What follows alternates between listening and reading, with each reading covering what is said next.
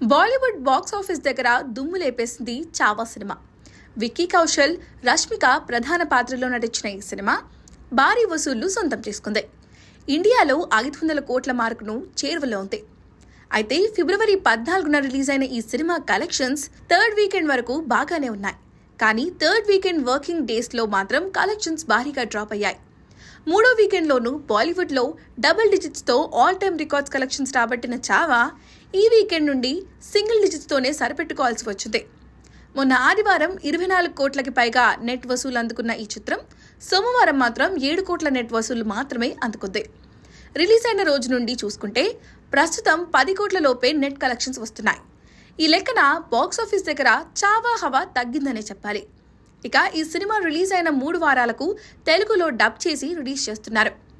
హిందీలో ఈ సినిమాకు వచ్చిన రెస్పాన్స్ చూసి తెలుగులోనూ రిలీజ్ చేయాలని డిమాండ్ చేశారు ప్రేక్షకులు. ఫైనల్గా గీతాత్ సంస్థ ఈ సినిమాను తెలుగులో డబ్ చేసి మార్చి 7న రిలీజ్ చేస్తుంది.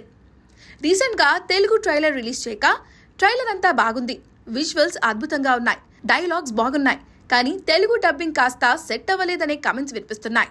ముఖ్యంగా విక్కీ కౌశల్కు ఆ వాయిస్ సెట్ కాలేదనే మాట వినిపిస్తుంది. తెలుగులో ఈ సినిమాకి వాయిస్ మైనస్ అయ్యే ఛాన్స్ ఉందని అంటున్నారు. మరి తెలుగులో చావా ఎలాంటి రిజల్ట్ అందిస్తుందో చూడాలి.